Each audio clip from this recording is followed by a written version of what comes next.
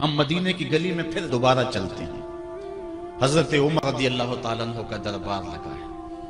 ایک شخص کو پکڑ کر لوگ لے آتے ہیں کہ اس شخص نے ہمارے باپ کو قتل کر دیا۔ حضرت عمر رضی اللہ تعالیٰ عنہ نے پوچھا کیا ماجرا ہے بھائی؟ اس نے کہا جی واقعی میں ان کے باپ کا قاتل ہوں، لیکن میں نے قصداً قتل نہیں کیا۔ ہوا یہ کہ میں ایک مسافر ہوں، جا رہا تھا، راستے کے اندر سبز چراگاہ تھی، میرا اونٹ بھوکا تھا، اس چراگاہ میں داخل ہو گیا۔ اس کے بوڑھے باپ نے پتھر اٹھایا اور میرے اونٹ کو مارا، اس کی آنکھ نکل گئی۔ مجھے بڑا غصہ آیا، میں نے وہی پتھر اٹھا کر اس کے باپ کو دے مارا، لیکن وہ ایسے ٹکانے پہ لگا کہ اس کا باپ فوراً فوت ہو گیا۔ میرا قصد اور ارادہ نہیں تھا، لیکن بہرحال میں اس بات کا اقراری ہوں کہ میں نے اس کے باپ کو قتل کر دیا ہے۔ آپ جو حکم سنائیں میں اس کو قبول کروں گا، لیکن میں ایک مہلت مانگتا ہوں کہ میرے دوست، میرے بھائی کی کوئی رقم میرے ذمہ ہے، میرے پاس اس نے امانت رکھی ہوئی ہے اور وہ مجھے پتا ہے کہ میں نے کہاں چھپا کے رکھی ہوئی ہے۔ اگر آپ فیصلہ کر دیتے اور میری گردن کاٹ دی جاتی ہے تو وہ امانت جو میں نے رکھی ہوئی ہے سنبھال کر کے، میرے علاوہ کوئی جانتا بھی نہیں ہے، تو وہ اس تک کون پہنچائے گا؟ اگر آپ مجھے 3 دن کی مہلت دے دیں تو میں جا کر کے اس کی امانت اس کو واپس کر کے پھر واپس آؤں گا، پھر یہ پھندا پھانسی کا میں اپنے گلے میں ڈلوانے کے لیے تیار ہوں۔ حضرت عمر رضی اللہ تعالیٰ عنہ نے فرمایا کہ کوئی شخص تیری ضمانت دے دے تو ہم تجھے چھٹی دینے کے لیے تیار ہیں۔ اس نے دائیں بائیں دیکھا، پورے مدینے میں اس کا کوئی شناسہ ہی نہیں تھا، واقف ہی نہیں تھا، ایک اجنبی شخص تھا۔ حضرت ابو ذر غفاری کھڑے ہو گئے، کہا حضرت عمر میں اس کی ضمانت دیتا ہوں۔ ضمانت دے دی گئی، وہ چلا گیا۔ تیسرے دن وعدے کا جو وقت تھا، لوگ جمع ہو گئے، دربار لگ گئے، ابھی تک آنے والا نہیں آیا۔ لوگوں نے کہا ابو ذر تو نے غلطی کی ہے، ایک اجنبی کی ضمانت دی اور ابھی تک وہ نہیں آیا۔ اور میاں صاحب فرماتے ہیں ایک بار جو پھائیں اڑ جاندے ہو پھر کدی نہ پھنس دینے۔ ظاہر ہے وہ چلا گیا، واپس تو نہیں پلٹ کے آئے گا، اسے پتا ہے کہ آگے سیدھی سیدھی میری موت ہے، تو تم نے یہ کیا غلطی کی؟ خیر آپ نے فرمایا کہ اگر وہ نہ آیا تو یہ پھانسی کا پھندا میرے گلے میں ڈال لینا، لیکن بہرحال میں نے اس کی ضمانت دی۔ کچھ عرصہ بیتا کہ دور سے گرد و غبار اڑتا ہوا دکھائی دیا۔ جب صورت واضح ہوئی تو وہی شخص تھا۔ حضرت عمر فاروق رضی اللہ تعالیٰ عنہ کے دربار میں کھڑا ہو کہنے لگا حضرت کسی وجہ سے تاخیر سے پہنچا ہوں، معذرت چاہتا ہوں، اب جو حکم ہے پورا کیجیے۔ حضرت عمر رضی اللہ تعالیٰ عنہ اس کے پھانسی کے احکامات جاری کر چکے تھے۔ آپ نے فرمایا کہ ابو ذر یہ بتا کہ تو نے اس کی ضمانت کیسے دی جب تو اسے جانتا نہیں تھا؟ تو سن حضرت ابو ذر غفاری نے کیا کہا۔ کہا ایک اجنبی میرے محمد کے مدینے میں پناہ مانگ رہا تھا اور اس نے چاروں سمت دیکھا اور کوئی شخص نہیں تھا جو اس کو امان دیتا اور اس کی ضمانت دیتا، تو میں نے اس لیے ضمانت دے دی کہ نہ بھی آیا تو اپنی جان چلی جائے گی، کل کو یہ تو نہیں کہے گا کہ محمد کے مدینے میں کسی نے ضمانت مانگی تھی، پورے شہر میں کوئی ضمانت دینے والا نہیں تھا۔ اس کو کہا کہ انہوں نے تو ضمانت دے دی، میاں اب تو بتا کہ تو چلا گیا تھا، تجھے جانتا کوئی نہیں تھا، نہ پلٹ کے آتا تو تجھے کوئی پوچھنے والا نہیں تھا، تو تو نے یہ دوبارہ موت کے منہ میں کیوں اپنا سر رکھا ہے؟ تو اس نے کہا کہ میں نے کہا کہ ایک اجنبی کی ضمانت ایسے شخص نے دی ہے جو مجھے جانتا بھی نہیں ہے، اور اگر میں نہ گیا تو لوگ قیامت تک اجنبیوں پر بھروسہ نہیں کریں گے کہ اجنبی یوں سلوک کیا کرتے ہیں۔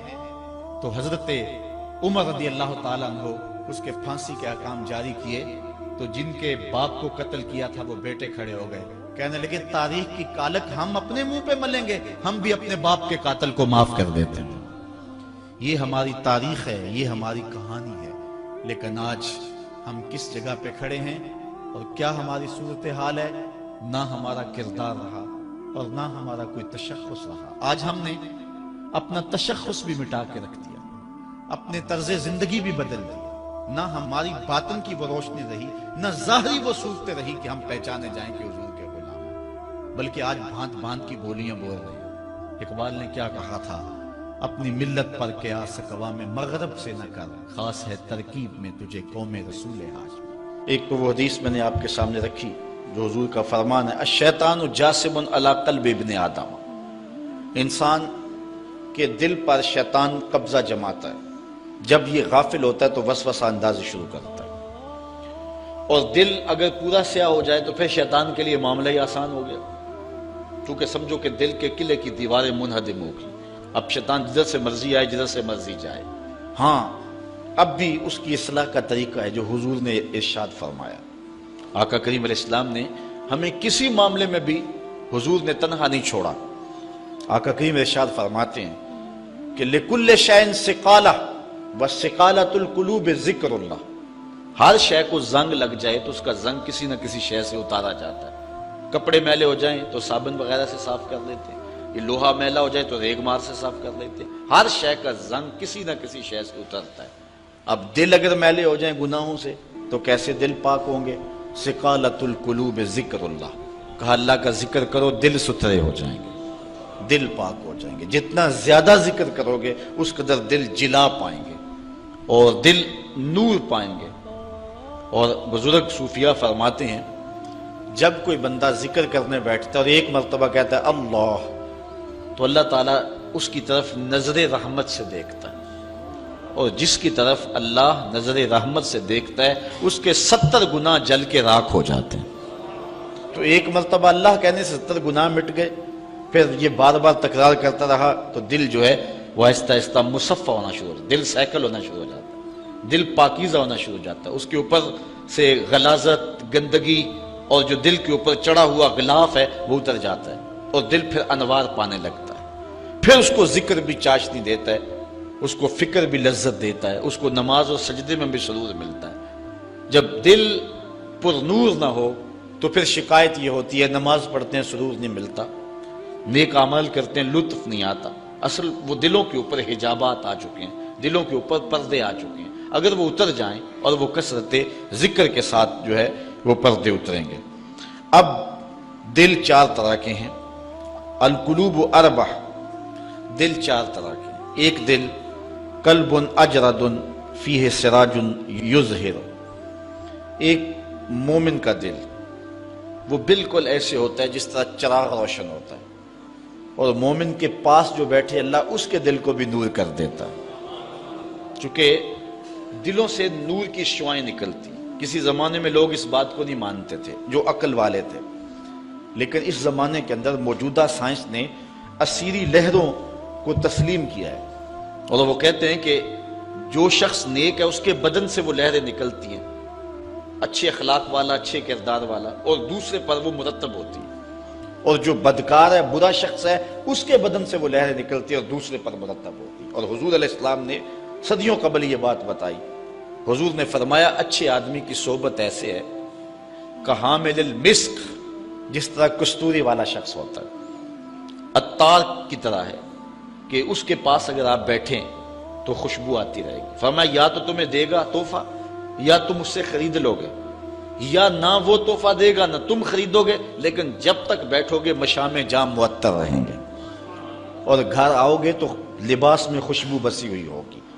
اس لیے اچھے بندے کی صحبت کو حضور نے جو ہے وہ کستوری والے عطار سے حضور نے تشبیہ دی، اور جو برا شخص ہے اس کی مثال حضور علیہ السلام نے بھٹی والے سے مثال دی، کہ جو شخص بھٹی والے شخص کے پاس بیٹھے گا یا تو کچھ چنگاری اڑے گی اور اس کے جسم اور کپڑوں کو جلا دے گی، اور اگر چنگاری اڑ کے اس کے بدن کو نہ بھی جلائے تو جتنی دیر بیٹھا رہے گا اس کی بدبو، اس کا دھواں اس کے لیے پریشانی کا باعث رہے گا۔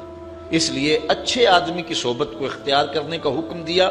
ہمارے مشائخ نقشبندیہ کا طریقہ یہ ہے، وہ کہتے ہیں کہ اچھے آدمی کی صحبت میں جا کے بیٹھ جاؤ، نہ تم کوئی بات کرو نہ وہ کوئی بات کرے، اس کے باوجود بھی من میں روشنیاں ہوں گی، من میں اجالے اتریں گے۔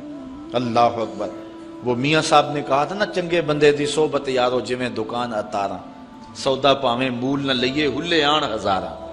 تے برے بندے دی صحبت یارو جویں دکان لوہاراں، تے کپڑے پاویں کنج کنج بئیے چنکاں پین ہزاراں۔ تو جل جانے کا اندیشہ بہر صورت موجود ہے۔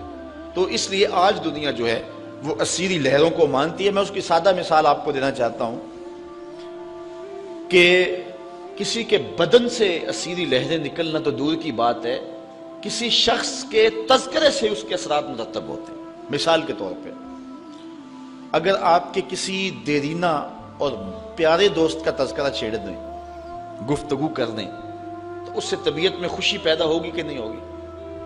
آپ حشاش بشاش ہو جائیں گے۔